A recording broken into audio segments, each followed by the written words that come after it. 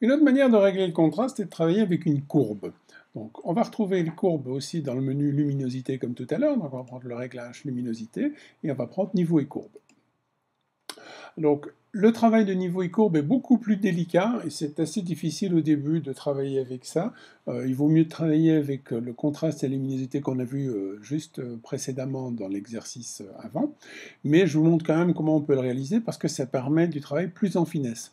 Il y aura beaucoup d'autres exemples dans ce site qui vous montreront comment exploiter les courbes dans différentes circonstances.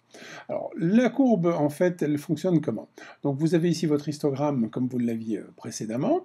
Et à partir de là, on va pouvoir, la ligne diagonale pardon, représente en fait les valeurs moyennes sur votre courbe et on va pouvoir renforcer.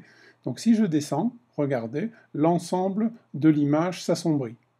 Si je remonte, l'ensemble de l'image va s'éclairer. Donc vous voyez, ça correspond un peu à ce que nous avions tout à l'heure dans l'autre exercice avec la luminosité. Je réduis la luminosité, j'augmente la luminosité.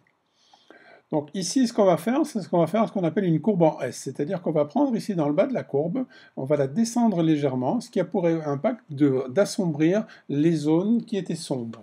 Ensuite, on va reprendre la courbe un peu plus haut, ici vers les blancs, et on va la remonter de façon à éclaircir les zones plus claires. Donc vous voyez, je remonte, et je vais choisir jusqu'à ce que ça corresponde à mon besoin. Ensuite, je peux aussi reprendre la courbe au milieu et donner une nuance un tout petit peu différente dans mes gris intermédiaires. Donc vous voyez, je peux redescendre ici pour avoir des gris un peu plus sombres ou remonter pour avoir des gris beaucoup plus clairs. Donc en fonction du choix de l'exposition, de la présentation plutôt de l'image qu'on veut faire, et bien à partir de là, on va pouvoir régler ça finement de cette manière-là. Éventuellement là-dessus, je vais appliquer une étape complémentaire où je vais renforcer encore le contraste. Donc je prends lumière, contraste.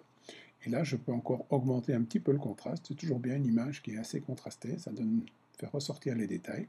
Donc là, je mets un contraste de 15. Donc voilà, une image avec une courbe en S. Donc quand vous entendrez maintenant parler d'une courbe en S, vous savez ce que c'est. C'est parce que la courbe représente un S par rapport à l'axe central.